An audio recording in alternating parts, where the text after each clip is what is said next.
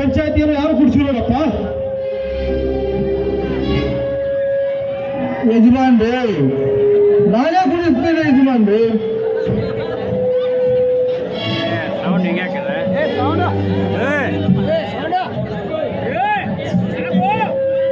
ಯಾಕೆ ಹೋರಂಗಣ್ಣ? ನಾನು ಯುನಿವರ್ಸಿಟಿಗೆ ಹೋಗ್ಬೇಕಂತ ಮಾಡಿರ್ತೇನೆ ಯಜಮಾನ್ರೆ. ಹೋಗ್ಬೇಕಪ್ಪ? ನಾನು ಬಿಸ್ನೆಸ್ ಮಾಡ್ಬೇಕಂತ ಮಾಡಿರ್ತೇನೆ.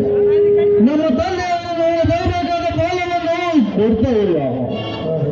ಏನಾದರೂ ಮಾಡಿ ಆ ಭಾಗ್ಯವನ್ನು ನನಗೆ ಇಸಿದುಕೊಡು ಯಜಮಾನ್ರೆ. ಅದನ್ನು ಮಾಡಿ ನಾನು ನಿಮಗೆ ಇಟ್ಟಿಗೆ ಹೋಗ್ತೇನೆ. ಓಹೋ, ಹೀಗೆ ವಿಷಯ. ನಿತ್ಯ ಬಂಗಾರದಂತ ಜೀವನವನ್ನು ಮಾಡಿ ನೀರು ಸಿಟಿಗೆ ಹೋಗಿ ಹಣ ಸಂಪಾದನೆ ಮಾಡಬೇಕಿದ್ದಾರೆ. ಅಲ್ಲ, ಅನ್ನಪೂರ್ಣ ತಾಯಿಯನ್ನು ಕಾಲಿನಿಂದ ಒತ್ತಿ ಹೋಗುವ ನಿನ್ನಂತವರಿಗೆ ಮುಟ್ಟಾಳ ಅನ್ನುತ್ತಾರೆ. ನೋಡಿ ನನಗೆ, ನಾನು ಬೇಕಂತವನು. ಏನಾದರೂ ಹಾಳಾದ ಹೈದಕ್ಕೆ ನನಗೆ ಇಷ್ಟವಿಲ್ಲ.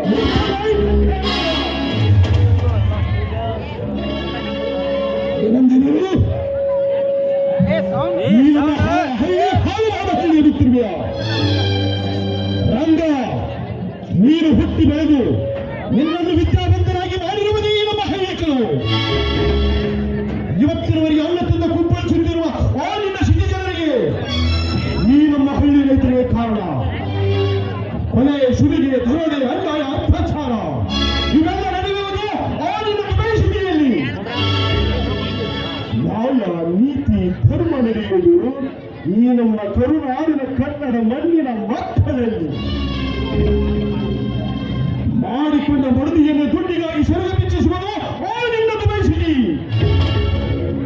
ನೀರಿಗಚ್ಚ ಹಾಕಿಕೊಂಡು ಕೈಯಲ್ಲಿ ಒನಕೆ ಹಿಡಿದು ದುಷ್ಟ ರಾಕ್ಷಸರನ್ನು ಸಂಹಾರ ಮಾಡಿ ಕರುನಾಡಿನ ಕನ್ನಡ ಅಂಬೆಯನ್ನು ಉಳಿಸಿ ವೀರ ಸ್ವರ್ಗ ಸೇರಿದ ಆ ವೀರವನಂತೆ ಒನಕೆ ಒಬ್ಬವ ಆ ನಮ್ಮ ಹಳ್ಳಿಯಲ್ಲವೇ?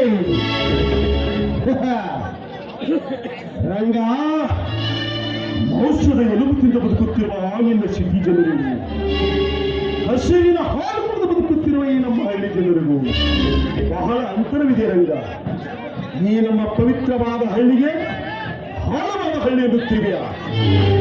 ಈ ನಮ್ಮ ಹಳ್ಳಿ ಬಂಗಾರದ ಬಳ್ಳಿ ಎನ್ನುವುದನ್ನು ನೆನಪಿಟ್ಟುಕೋ. ತಪ್ಪಾಯ್ತು ಯಜಮಾನ್ರೆ. ನಾವಿನ್ನು ಮುಂದೆ ಯಾವ ಸಿಟಿಗೆ ಹೋಗೋದಿಲ್ಲ, ಯಾವ ಬಿಸಿನೆಸ್ ಮಾಡುವುದಿಲ್ಲ. ಇದೇ ಭೂಮಿ ತಾಯಿ ಸೇವೆ ಮಾಡ್ಕೊತಾ ಇದೇ ಕಾಲ ಕಳೆಯುತ್ತೇವೆ ಯಜಮಾನ್ರೆ.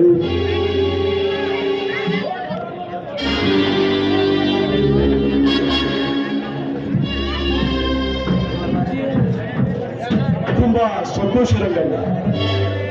ನಿನ್ನ ಹಾನಿಯಲ್ಲರೂ ಈ ಭೂತಾಯಿ ಸೇವೆ ಮಾಡಿದರೆ ನಮ್ಮ ಭಾರತದ ಬಡತನವೆಂಬ ಕಡಂಭೂತವನ್ನು ಓಡಿಸಬಹುದು. ಹಾ ರಂಗಣ್ಣ, ರಾಮಣ್ಣ, ಬಾರಪ್ಪ ಹೇಗೆ ರಂಗ ಮಾಡ್ರೆ, ನಿಮ್ಮ ತಂದೆ ಹೆಚ್ಚಿನ ಆಸ್ತಿ ಪಾಲು ಕೇಳಿದಕ್ಕಾಗಿ ಅವರಲ್ಲಿ ತಪ್ಪಾಯ್ತು ಕ್ಷಮೆ ಕೇಳು. ತಪ್ಪಾಯ್ತು ಅಪ್ಪಾಜಿ, ನನ್ನನ್ನು ಕ್ಷಮಿಸಿಬಿಡು. ಇಲ್ಲ ರಂಗಣ್ಣ, ಯಜಮಾನರು ಹೇಳಿದ ಹಾಗೆ ಕೇಳಿಕೊಂಡು ಹೋಗುವುದೇ ನಮ್ಮ ಧರ್ಮ.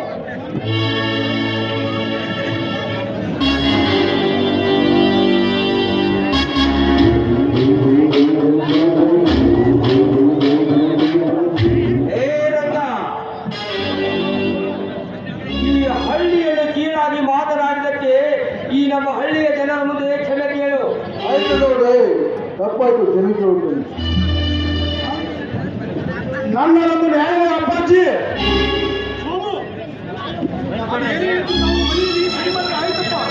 ಅನೇಕ ಧರ್ಮದವರೇ, ಊರಿನ ನ್ಯಾಯವನ್ನು ನೀವು ಮಾಡುತ್ತೀರ, ಹಾಗೆ ನಿಮ್ಮ ನ್ಯಾಯವನ್ನು ನಾವು ಮಾಡುತ್ತೇವೆ. ಸುಮ್ಮನೆ ಕುಳಿತುಕೊಳ್ಳಿ.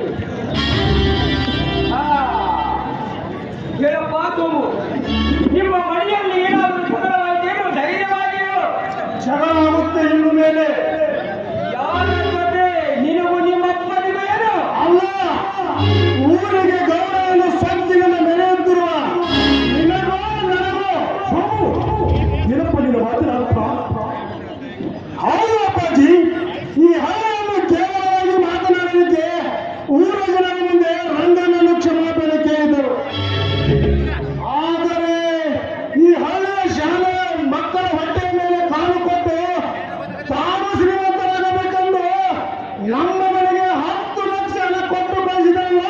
ಈ ಧರ್ಮೇಗೌಡ, ಏನಕ್ಕೆ ಈ ಪಂಚಾಯತ್ ಕ್ಷಮೆ ಮಾಡ್ರಿ ಅಪ್ಪಾಜಿ? ಏನು? ನಾನು ಕ್ಷಮೆ ಕೇಳೋಕೆ ಸಾಧ್ಯವಿಲ್ಲ. ನಾನು ಈ ಊರಿನ ಧರಣಿಗೌಡ. ನೋಡ್ರಿ, ಊರಲ್ಲಿ ಯಾರೇ ತಪ್ಪು ಮಾಡಿರಿ ಪಂಚಾಯತಿಯಲ್ಲಿ ಬಂದು ಕ್ಷಮೆ ಕೇಳುವ ಪದ್ಧತಿ ಇದೆ. ನೀವೀಗ ಅಫ್ಘಾನಿಸ್ತಾನದಲ್ಲಿ ನಿಂತಿದ್ದೀರ, ಕ್ಷಮೆ ಕೇಳಬೇಕಾಗುತ್ತೆ, ಮೊದಲು ಕ್ಷಮೆ ಕೇಳಿ.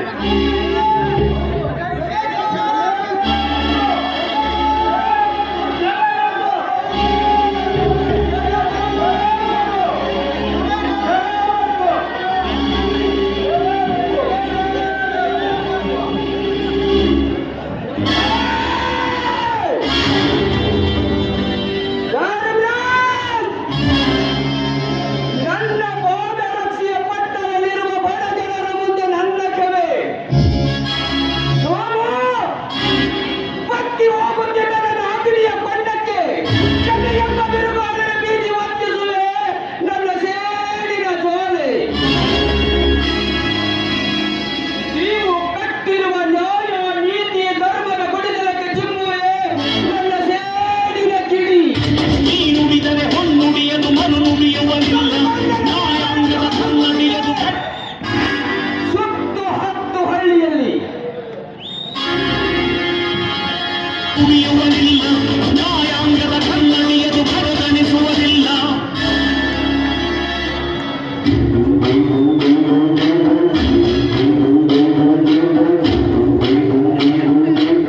ಧರ್ಮರಾಜ್! ಏನೆಂದೆ ನೀನು? ನಾನು ಕ್ಷಮೆ ಕೇಳಬೇಕೆ?